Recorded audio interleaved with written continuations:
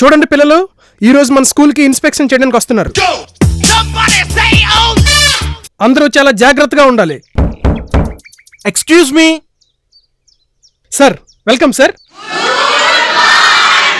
Good morning please SIT down. మీరేనా class teacher? అవును sir. Okay. రే నువ్వులేరా, రామాయణం ఎవరు రాశారు? నేనైతే రాయలేదు సార్.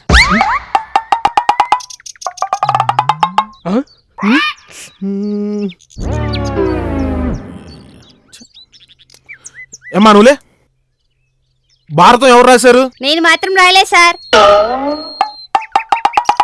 సత్యం రోయ్. Hello master, sir. ఇదేనా మీ టీచింగ్? ఇదేనా మీ టీచింగ్ అంట? లేదు సార్, మిమ్మల్ని చూసే కంగారులో చెప్పలేకపోతున్నారు, కానీ వాళ్ళిద్దరే రాసి ఉంటారు సార్. ఏం చెప్తున్నారు రాయుళ్ళు? Head master! ఏంటండి హెచ్ఎం గారు, పిల్లలకి ఏం నేర్పిస్తున్నారు మీరు అసలు? రామాయణం ఎవరు రాశారని స్టూడెంట్ అడిగితే ఏమో నేను రాయలేదంటాడు. అదే మాట టీచర్ని అడిగితే వాళ్లే రాసి ఉంటారంటాడు. ఏంటండి ఇది? అసలు ఏం నేర్పిస్తున్నారు మీరు?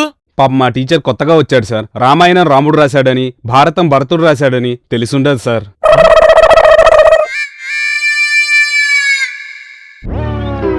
ఏంట్రా అసలు ఈ స్కూలు?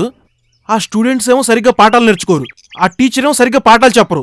కొద్దో గొప్ప హెడ్ మాస్టరే బుర్రన్నోళ్ళలాగా ఉన్నాడు. సర్లే పద.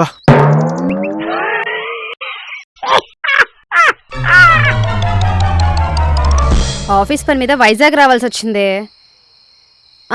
మా ఆయన ఇంట్లోనే ఉన్నారు. ఏవి ఒక నిమిషం ఆగు, మళ్ళీ చేస్తాను.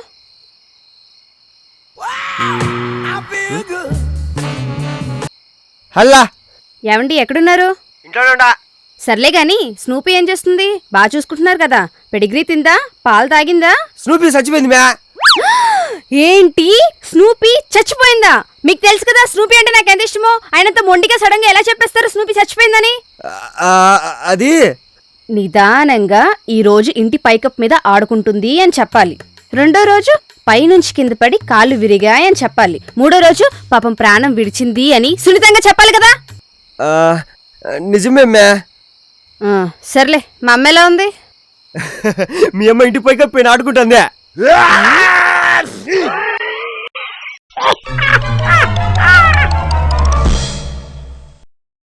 చూడండి, మీరు కార్ని ఫాస్ట్గా డ్రైవ్ చేస్తూ వెళ్తున్నారు.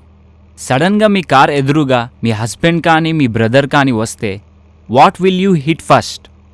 Like brake? I will hit my husband.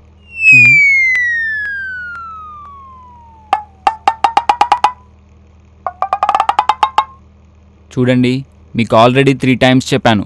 You need to hit the brake first. No, I will hit my husband first and then I will hit the break.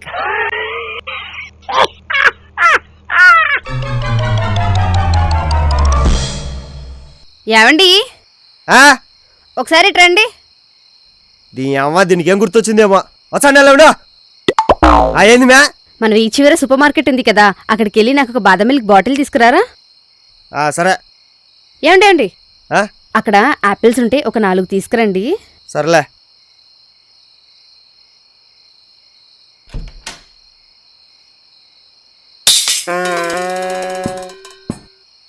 ఇదమ్యా, నువ్వు చెప్పినట్టే 4 బాదం మిల్క్ బాటిల్ ఇచ్చే చూడు. ఇదేంటండి, నేను ఒక్క బాదం మిల్క్ బాటిల్ తెమ్మన్నాను కదా. వస్తే పిత్త పరిగి ముఖందేనా? నువ్వేం చెప్పావు? ఫస్ట్ ఒక బాటిల్ తెమ్మన్నావు, ఆడ ఆపిల్స్ ఉంటే 4 తెమ్మన్నావు. ఆడ ఆపిల్స్ ఉన్నాయి, అందుకే 4 బాటిల్ ఇచ్చినా.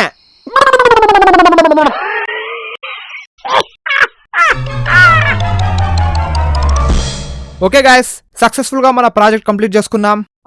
రేపు పార్టీ ఉంది, అందరు తప్పకుండా రావాలి. ఇప్పుడు మీ అందరినీ ఎంటర్టైన్ చేయడానికి I will tell a joke. చీమా ఓ దోమ పెళ్లి చేసుకునే, కానీ ఫస్ట్ నైట్ రోజు దోమేమో బయట కూర్చొని ఏడుస్తోంది. అటుగా వెళ్తున్న ఏనుగు దోమ ఎందుకు ఫస్ట్ నైట్ రోజు ఇంటి బయట కూర్చొని ఏడుస్తున్నావు అని అడిగింది. అప్పుడు ఆ దోమ ఏం చెప్పిందో తెలుసా? ఆ దొంగ ముఖం చీమ లోపల ఆలోటు పెట్టి పడుకునింది అని.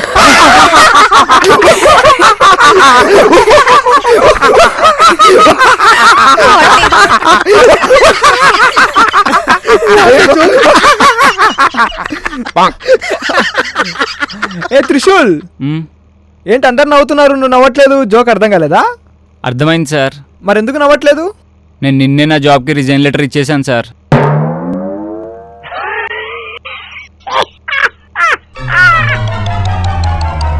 ఫన్ బకెట్కి ముందు నా పేరు ఓన్లీ మహేష్ విట, కానీ ఫన్ బకెట్ చేసిన తర్వాత నా పేరు fun bucket Mahesh Vitta, actor Mahesh Vitta, comedian Mahesh Vitta and milky Mahesh.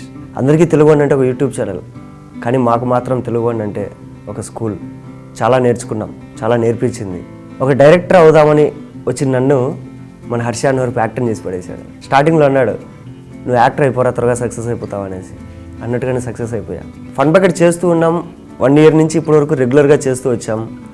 Cut చేస్తే మాలో మార్పులు ఏంటంటే, ఫన్ బకెట్కి ముందు మేము జస్ట్ ఇండస్ట్రీ కొత్త, కానీ ఇప్పుడు చేతి నిండా పని, ఒక 4 మూవీస్, ఇండస్ట్రీలో ఉండే పెద్ద పెద్ద సెలబ్రిటీస్ దగ్గర నుంచి మాకు ప్రశంసలు.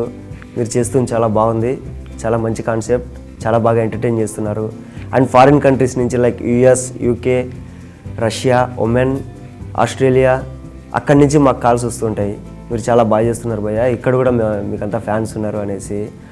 అంటే మనం చేసే చిన్న పనైనా నిజాయితీగా కరెక్ట్గా చేస్తే అది ఎక్కడికో తీసుకెళ్తుంది. నేను ప్రయత్నాలు చేసిందంటూ పెద్దగా ఏం లేదు.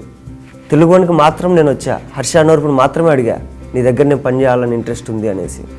ఒప్పుకున్నాడు, పని చేసాం. నాకు బాగా పేరు తెచ్చింది నా స్లాంగ్ అండి. నా స్లాంగ్ యాక్చువల్లీ నేను హైదరాబాద్కి వచ్చి 4 years అయింది. నా స్లాంగ్ మొత్తం మర్చిపోయా. హర్షతో మాట్లాడేటప్పుడు ఎక్కడో హర్షకి వీడి దగ్గర ఒక స్లాంగ్ ఉందనేసి అర్థమైంది. అన్నాడు, నీది ఎక్కడ అన్నాడు. భయ మాది ప్రొద్దుటూరు భయ, కడప డిస్ట్రిక్ట్ అని చెప్పా. నీ స్లాంగ్ చాలా బాగుంది, అది కామెడీకి బాగా సెట్ అవుతుంది. యాక్చువల్గా ఏంటంటే కడప లాంగ్వేజ్ చాలా రూడ్గా ఉంటుంది, కానీ హర్ష ఏంటంటే అందులో కూడా ఒక కామెడీ ఉంది, ట్రై చేద్దాం అన్నాడు. కట్ చేస్తే ఇప్పుడు నా స్లాంగ్ నన్ను ఇలా ఒక సెలబ్రిటీని చేసి పెట్టింది. ఫన్ బకెట్ 50 కాపీలు అయ్యాయి, చాలా హ్యూజ్ సక్సెస్. మీరు చాలా హ్యాపీ ఫీల్ అవుతుంటారు, ఆటోమేటిక్గా మేము కూడా చాలా హ్యాపీగా ఫీల్ అవుతాము. కానీ ప్రతి ఫన్ బకెట్ కాపీకి మేము పడే టెన్షన్, మేము తీసుకునే జాగ్రత్తలు చాలా ఉంటాయి. మా మెజర్మెంట్స్ ఎలా ఉంటాయంటే, ఒక కాపీ తీసామంటే అది చిన్నపిల్లల నుంచి ముసలి వాళ్ళ వరకు ప్రతి ఒక్కరికి ఇష్టం ఉండాలి. సో అది దృష్టిలో పెట్టుకునేసి మేము చేస్తూ ఉంటాం. ఇప్పటి వరకు మీ అందరినీ బాగా ఎంటర్టైన్ చేసామని కోరుకుంటున్నాం.